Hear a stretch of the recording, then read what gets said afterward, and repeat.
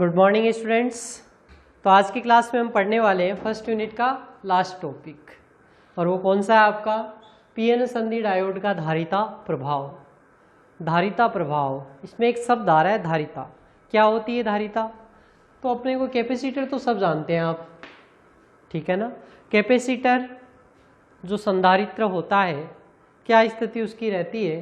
दो उसमें प्लेट्स रहती है, ठीक है ना। धात्विक दो प्लेट रहती है। एक को मैं 1 कहूँ तो ये की कौन सी हो जाएगी? 2 हो जाएगी। और मध्य में क्या होता है?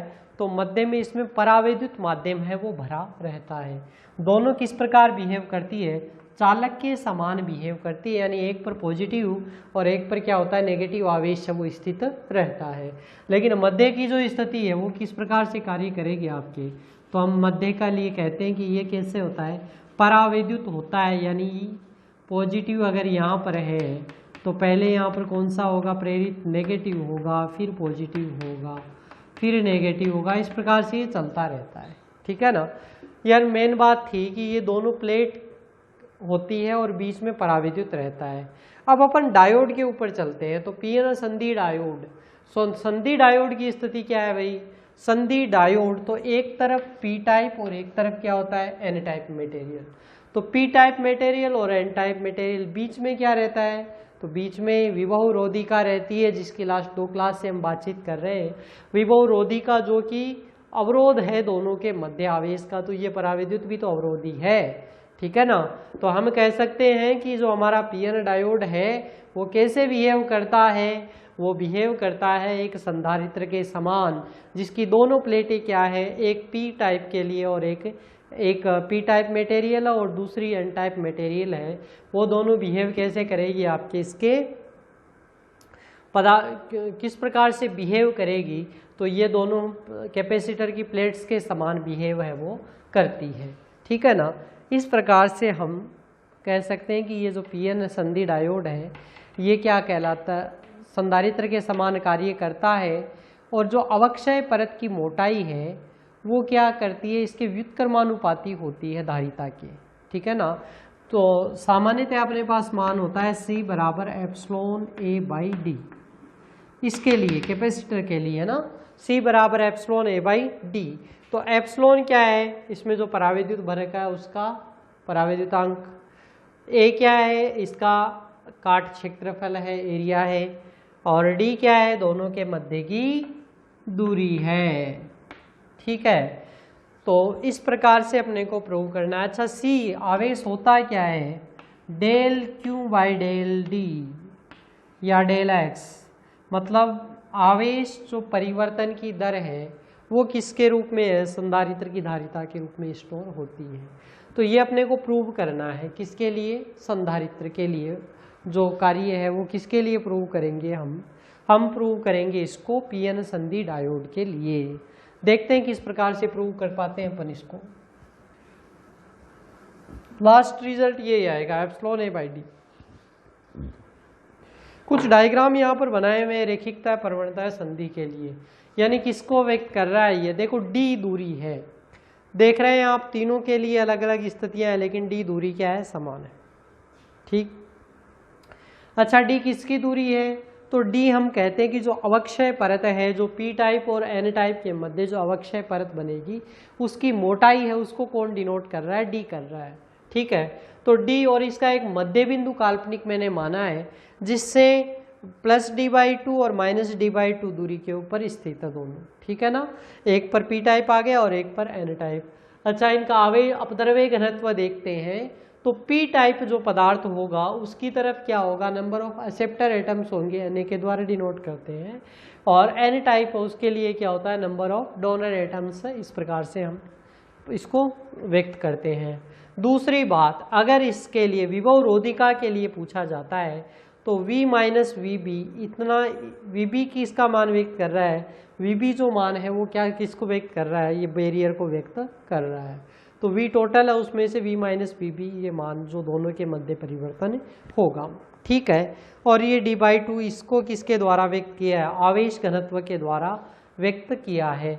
अच्छा, किस एक्सिस के अकॉर्डिंग परिवर्तन हो रहा है? तो एक्स अक्ष के अनुदिश ये परिवर्तन सारा हो रहा है। ठीक है, तो ये मैंने कुछ डायग्राम से आपको बताया है जिसमें अपद्रव्य घनत्व, विभव और आवेश घनत्व के परिवर्तन को व्यक्त किया गया है।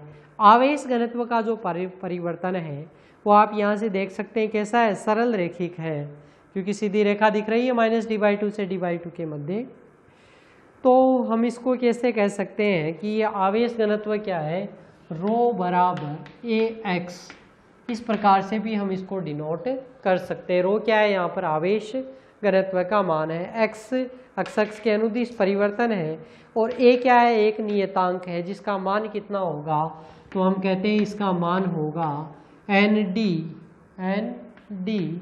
प्लस na/2, और ये आवेश दोनों में समान है E, ठीक है ना।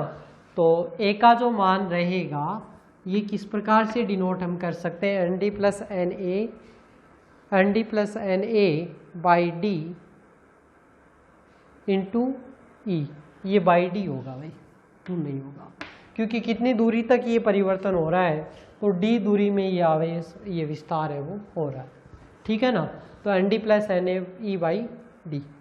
चलो आगे देखते हैं। अब हम इस संबंध के लिए मानते हैं कि दाता और ग्राही जो अशुद्धि है वो पूर्णतः सक्रिय है। तो अवक्षय परत में किसी बिंदु पर अक्ष पर पाइसन समीकरण से अपन कुछ कार्य करेंगे। पाइसन समीकरण काम में लेंगे, कहाँ पढ़ी थी आपने, तो पाइसन समीकरण हमारी पढ़ी हुई है, देखो पहले किसके अंदर, इलेक्ट्रोमैग्नेटिज्म में हमने पढ़ी थी। पाइसन समीकरण क्या होती है, d2Vx बाई dx स्क्वायर बराबर माइनस का रो बाई एप्सिलॉन नोट, ये मान होता है। यानी d2Vx बाई dx स्क्वायर, जो d2Vx यानी विभव में परिवर्तन की दर है, ठीक है ना।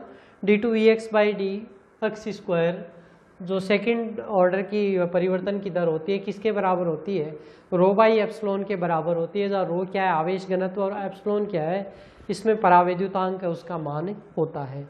ये काम में अपन लेते हैं किससे, पाइसन समीकरण को यहाँ पर अपन ने काम में लिया है। यहाँ Vx बिंदु पर विभव है और एप्सिलॉन है वो माध्यम की निरपेक्ष विद्युतशीलता है। तो अवक्षय परत के बाहर है P और N पदार्थों की चालकता पर्याप्त होने के कारण इन प्रभागों में विभव परिवर्तन को नगण्य माना है। देखो भाई, परिवर्तन तो यहाँ से यहाँ तक परिवर्तन हो रहा है और यहाँ से यहाँ तक अपन पूरा परिवर्तन कर रहे हैं, लेकिन हम कह रहे हैं कि बाद में तो कुछ परिवर्तन ज़्यादा होगा नहीं, इसलिए जो ज़्यादा परिवर्तन किसके बीच में, इन दोनों के बीच में ही ये परिवर्तन है वो प्रभावी होता है, क्योंकि यहाँ से यहाँ परिवर्तन किस में हो रहा है, केवल इस विभव रोधिका वाले क्षेत्र में हो रहा है। तो हम कहते हैं कि इसकी ही कैलकुलेशन है वो हम करें तो ज़्यादा बेटर है। तो देखते हैं d2Vx बाई dx स्क्वायर बराबर माइनस का रो बाई एप्सिलॉन। अच्छा, रो का मान क्या है, तो रो को हमने माना था, आवेश घनत्व को क्या माना था, रेखीय, और इसका क्या मान माना था, ax। तो इसको मैं क्या लिख सकता हूँ, माइनस का ax बाई एप्सिलॉन, ठीक है ना। अब हमें क्या करना है, Vx की वैल्यू ज्ञात करनी है, तो हम इसका 2 बार समाकलन कर देंगे, ठीक है ना। तो 2 बार समाकलन से हमारे पास क्या हो जाएगा, इसका जो अवकलन है वो हट जाएगा। तो पहली बार समाकलन कर देते हैं, तो समाकलन से ये जो समीकरण आ गई d2Vx बाई dx स्क्वायर बराबर माइनस का ax बाई एप्सिलॉन, तो इसका हम क्या करेंगे, 2 बार समाकलन, ठीक है। तो समाकलन कर दीजिए, फर्स्ट ऑर्डर समाकलन से क्या मान आ गया, dVx बाई dx। अच्छा, यहाँ पर क्या हो गया, माइनस का a बाई एप्सिलॉन, ये तो क्या है कांस्टेंट, और x का क्या आ जाएगा, x स्क्वायर बाई 2 प्लस समाकलन नियतांक c1, ठीक है।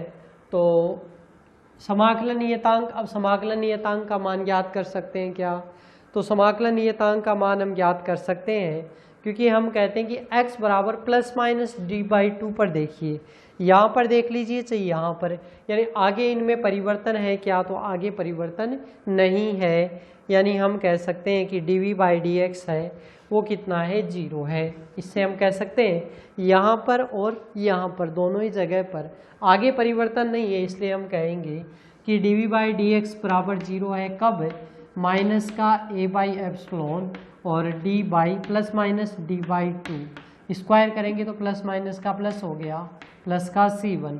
तो c1 का मान कितना आ गया भाई आपके पास में, ये इधर जाएगा तो पॉजिटिव a बाई एप्सिलॉन, तो a d square by 4 epsilon, ये हमारे पास में किसका मान आ गया, A D square by 4 epsilon. ठीक है ना, A D square by 4 epsilon. ठीक, तो ये हमारे पास में किसका मान आ गया, ए डी बाई 2 का होल स्क्वायर। हाँ एक मिनट, एक्स स्क्वायर बाई 2 है तो ये 2 भी आएगा यहाँ पर, है ना, एक्स स्क्वायर, तो एक्स का मान डी बाई 2 है तो 4 into 2 8, A D square by 8 epsilon. ये हमारे पास में किसका मान आ जाएगा, C1 का। और ये C1 का मान हम कहाँ पुट कर सकते हैं, इसमें, यहाँ पर। ठीक है ना, क्लियर। तो A D square by 8 epsilon, ये हमने इसका मान है वो पुट कर दिया। अब और सॉल्व कर लीजिए इसको, एक बार समाकलन अपने को और करना होगा इसका, तो एक बार और समाकलन कर दीजिए तो मान कितना आ जाएगा, d v x by d x, तो इधर तो क्या आ जाएगा वी एक्स, और इधर क्या मान आ जाएगा माइनस का ए बाई एप्सिलॉन, एक्स स्क्वायर है, एक्स स्क्वायर का क्या हो जाएगा एक्स क्यूब बाई 3, तो x cube by 6 plus A D square by 8 epsilon, कुछ नहीं है तो x प्लस का C2, समाकलन ये अंक आ जाएगा। अब देखो इसमें फिर से हमें क्या ज्ञात करना पड़ेगा, इसमें C2 ज्ञात करना पड़ेगा। तो C2 ज्ञात करने के लिए हम क्या करेंगे, या C2 नहीं ज्ञात करते हैं, इसको एज इट इज रहने देते हैं। ठीक है ना, तो ये हमारे पास में समीकरण आ गया किसका, Vx का। अब इस Vx के समीकरण को अपन काम में लेते हैं, क्योंकि हमारे पास दो स्थितियों में परिवर्तन v माइनस वी बी क्या होगा, तो हम कह दें कि भाई इस d बाई 2 के ऊपर v बहु और इसके ऊपर यानी d by minus D by 2 दोनों के ऊपर v बहु है, उसका मान क्या हो जाएगा, तो कुल मान किसको दे देगा, आपके v माइनस वी बी के बराबर v बहु को दे देगा। यानी मैं क्या कह सकता हूँ, v minus we B is equal to v d by 2 minus का v माइनस का d बाई 2। ठीक है, ये हम मान है वो पुट कर सकते हैं। तो ये मान पुट कर दीजिए तो आपको किसका मान मिल जाएगा, v माइनस वी बी के बराबर यहाँ से मान है वो मिल जाएगा। देख लीजिए यहाँ पर, अब मैंने डायग्राम से बताया v माइनस वी बी किसके बराबर है, तो यहाँ तो देखो v माइनस ये d बाई 2 और यहाँ पर क्या है माइनस का d बाई 2, दोनों का अंतर उसके बराबर ही है। तो अब ये मैं रफ कर रहा हूँ इधर,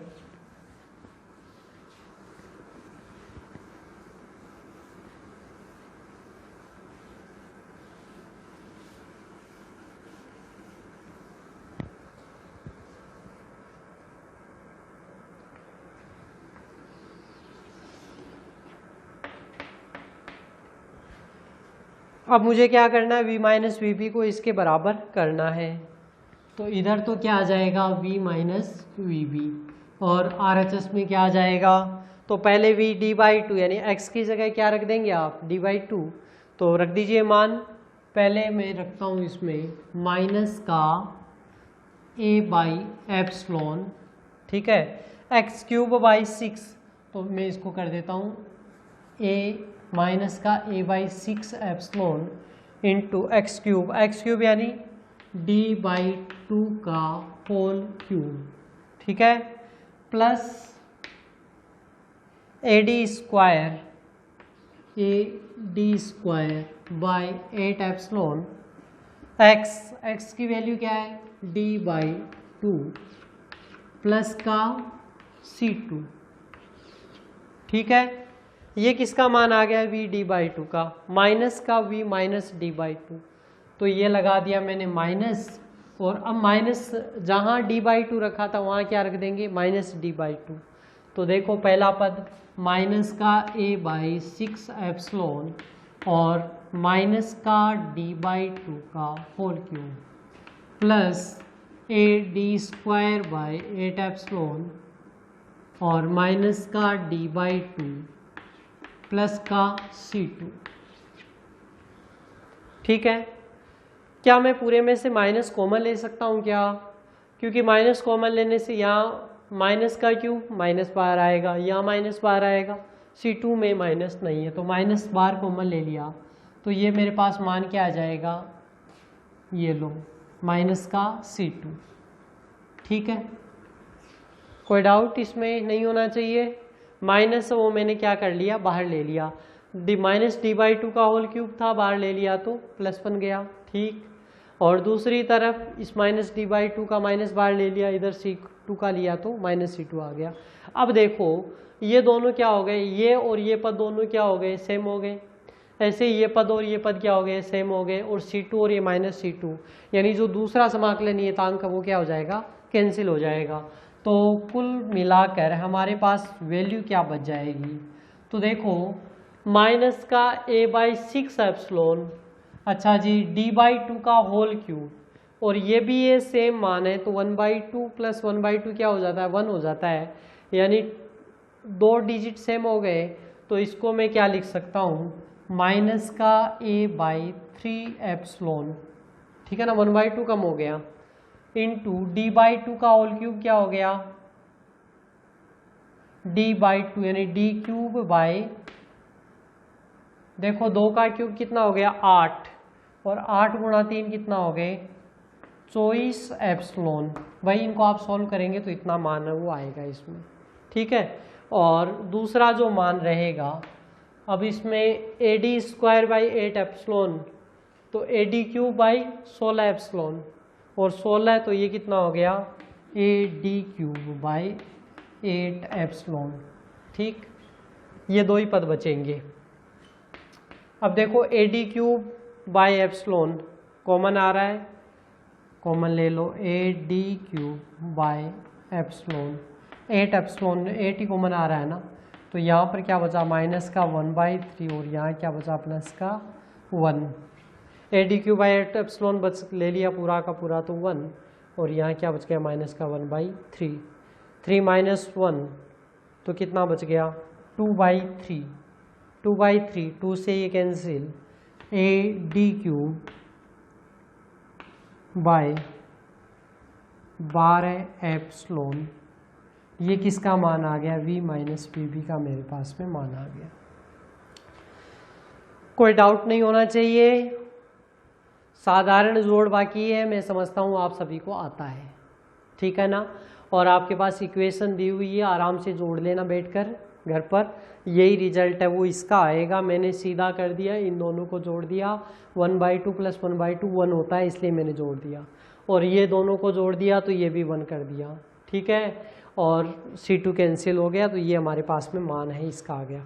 अब मुझे मान किसका चाहिए, तो मुझे मान चाहिए D का, यानी यहाँ से मैं D की वैल्यू लिख सकता हूँ क्या, D बराबर क्या हो गया इसमें, D बराबर 12 epsilon V - VB divided by A, और इसकी पावर, पूरे की पावर कितनी हो जाएगी, तो इसकी पावर हो जाएगी 1/3, 12 epsilon V - VB upon A to the power 1/3। ये हमारे पास में किसका मान मिल जाएगा, V - VB का मान है वो प्राप्त, V - VB के रूप में अपन ये मान प्राप्त कर लिया, या मैं कहूँ कि D का ये मान है वो मेरे पास में आ गया। ठीक, अब ये जो समीकरण है ये अवक्षय परत की मोटाई पर विभवांतर की निर्भरता को व्यक्त करती है, यानी D क्या है, अवक्षय परत की मोटाई है, और V - VB क्या है, विभवांतर, तो इन दोनों के मध्य ही आपके रिलेशन को व्यक्त कर रही है। x बराबर d/2 पर अधिकतम आवेश घनत्व है, और इसके कारण से कुल आवेश Q का मान ρm ऊंचाई व d/2 आधार वाले त्रिभुज का क्षेत्रफल हो गया। कहना क्या चाहता है, ये क्लियर हो गया होगा आपको साधारण, ठीक है ना। ये एक याद रखनी पड़ेगी आपको इक्वेशन पॉइसन समीकरण, बाकी इससे सारा अवकलन समाकलन आता है तो करोगे, नहीं तो नहीं करोगे।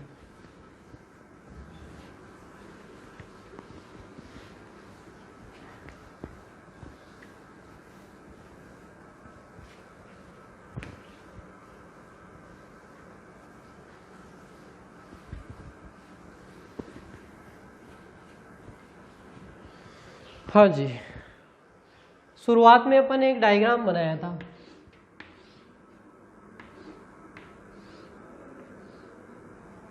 ठीक है, इसकी ऊंचाई कितनी ली थी, d/2, और रो बराबर क्या लिया था मैंने, ax। ठीक है ना, और ये टोटल दूरी कितनी थी मेरी, d। यही मानकर चल रहे थे अपन, ये रो था। ठीक है, अब हमें क्या करना है, इसके अंदर कुल आवेश q का मान है, ऊंचाई व d/2 आधार वाले त्रिभुज का क्षेत्रफल होगा। ठीक है, तो हम यहाँ पर क्या मान ज्ञात करेंगे, हम यहाँ पर आवेश का मान है वो ज्ञात करेंगे। और ये आवेश का मान क्या होता है, 1/2 गुणा आधार गुणा ऊंचाई, यही होता है ना आवेश इसका। तो 1/2 गुणा AD, ये तो क्या है इसका आधार, A गुणा D टोटल। ठीक है, और दूरी कितनी है इसकी, ऊंचाई कितनी है इसकी, d/2। ठीक है ना, तो 1/2 AD, अच्छा AD, A इसमें पूरे के लिए मान है तो ये A है। अगर मैं आधे के लिए मान ज्ञात करूं तो ये भी क्या होगा, A/2। तो ये भी मान क्या हो गया, A/2। ठीक, तो AD/2, यानी AD/2 किसका मान हो गया, इसका मान हो गया, मैं कहूँ तो ये AD/2 इस इधर वाले ऊपर वाले का मान हो गया। लास्ट में क्या करेंगे, डबल कर देंगे इसका, तो हमारे पास कुल आवेश का मान है वो आ जाएगा।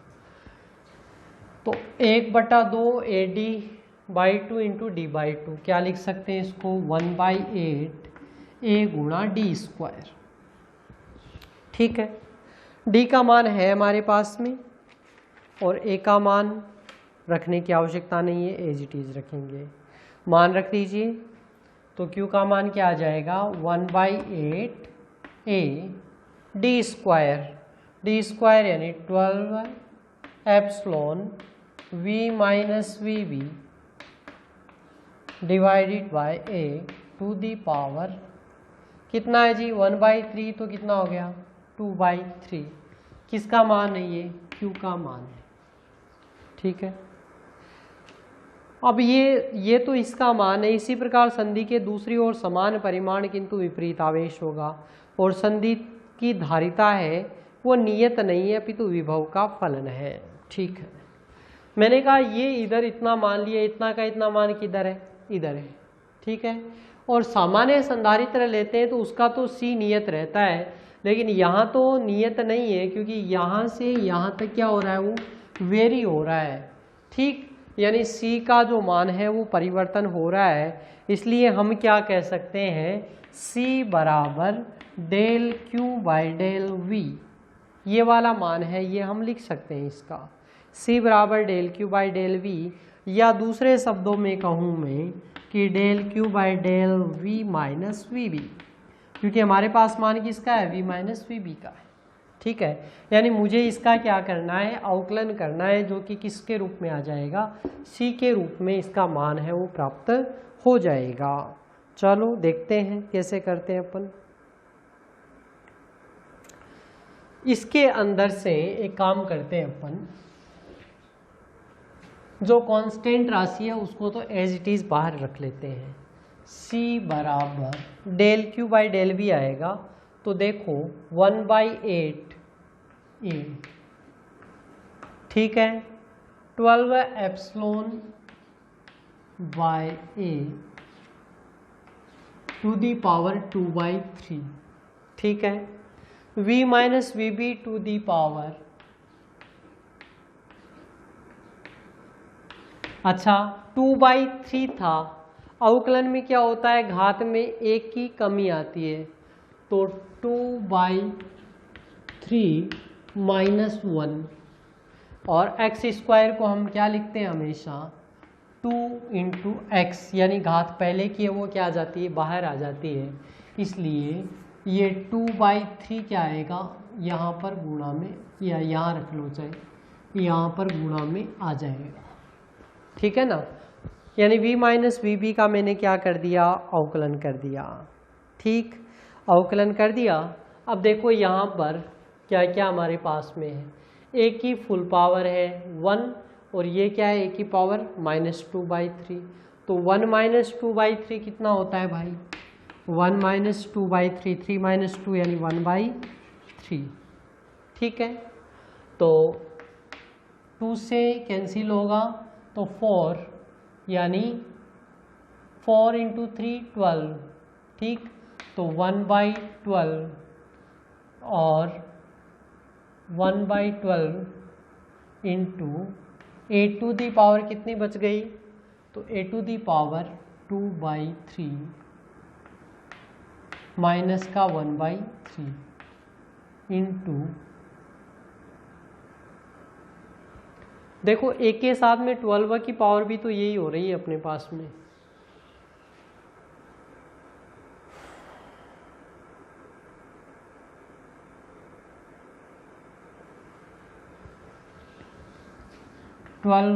Epsilon to the power 2/3 into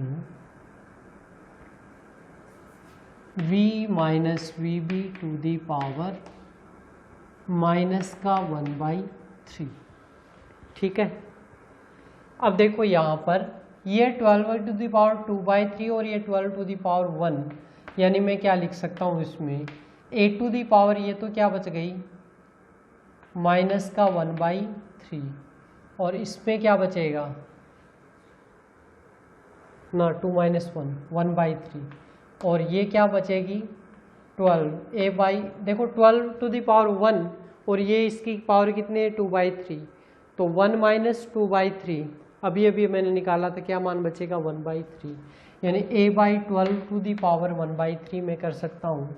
यहाँ पर एप्सिलॉन की वैल्यू क्या बच गई, एप्सिलॉन की वैल्यू बच गई 2/3। देखो 12 ये था, ये रहा, ये मैंने काम में ले लिया यहाँ पर। ठीक है, और ये a टू दी पावर 1/3 और ये वैल्यू भी क्या बच गई v माइनस वी बी, ऊपर पावर -1/3 है तो नीचे क्या बच गई प्लस का 1/3। अब इसको थोड़ा और सोल्व कर लेते हैं अपन, क्योंकि मेरे पास में देखो d की वैल्यू क्या है 12 epsilon v minus we b by a. अब मिल रहा है क्या मुझे कुछ ऐसा 12 v minus we b by a, यानी पास में आ रहे हैं अपन। तो देखते हैं कैसे कर पाते हैं अपन इसको और सरल कर लेते हैं। a/12 v minus we B और इसकी पावर क्या है 1/3 into epsilon to the power 2/3। देखो एप्सिलॉन टू दी पावर, देखो 12 epsilon v minus we B upon A, 12 v minus we B upon A. Epsilon की पावर 1/3 बच रही है, एप्सिलॉन की पावर 1/3 से ऊपर नीचे क्या कर देते हैं हम, इसको गुणा कर देते हैं। ठीक है, तो ऊपर नीचे गुणा कर देता हूँ मैं इसको, epsilon to the power 1/3, epsilon to the power 1/3। अब एप्सिलॉन टू दी पावर 1/3 गुणा करते ही यहाँ पर क्या आ जाएगा a/12 epsilon v minus we B to the power 1/3 और epsilon to the power 2/3 plus 1/3 क्या हो गया एप्सिलॉन, 2 + 1 3, 3/3 1। ठीक है, तो ये किसका मान आ गया मेरे पास में, c का मान आ गया a/12 epsilon v minus we B to the power 1/3 into a. अब देखो 12 epsilon v minus we b by a to the power 1/3 किसको व्यक्त कर रहा है d को, तो ये मान क्या आ गया 1/d। ठीक है ना, ये वाली जो समीकरण है इसको आप यहाँ पर काम में लेंगे तो ये मान क्या आ गया 1/3। इसका मतलब है कि मेरे पास में किसका मान आ गया, c का जो मान आएगा c बराबर एप्सिलॉन बाई d, क्योंकि ये सारा तो किसका मान है d का और ये क्या है एप्सिलॉन। ठीक है, तो c बराबर एप्सिलॉन बाई d। यदि हम काट क्षेत्रफल a लें तो क्या हो जाएगा c बराबर एप्सिलॉन a बाई d। क्षेत्रफल को काउंट करें तो इस प्रकार से मान अपना आ जाएगा।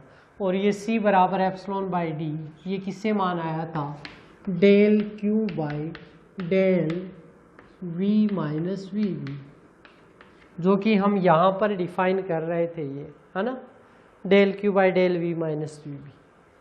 ठीक, तो ये जो हमने मान है वो इस प्रकार से इसका प्राप्त किया है।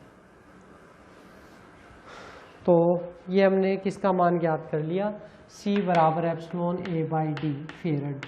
तो चले तो कहाँ से थे अपन, पीएन संधि डायोड से, और निकल कर कहाँ पर आए हैं, कैपेसिटर के अंदर। ठीक है ना, यानी हमने क्या प्रूव कर दिया कि जो विभव क्षेत्र, जो विभव रोधिका है, उसमें आवेश परिवर्तन की दर है वो किसके बराबर होगी, तो वो किसी संधारित्र है उसकी धारिता के बराबर होती है, और उसका मान क्या होता है, एप्सिलॉन A बाई डी होता है, जो कि हमारे किस में आ रहा है, पीएन संधि डायोड के अंदर भी आ रहा है। ठीक है, तो ये हमने इसके बारे में पढ़ा है, बाकी हम पढ़ेंगे नेक्स्ट क्लास में। तब तक के लिए आप इतना तैयार करें। धन्यवाद।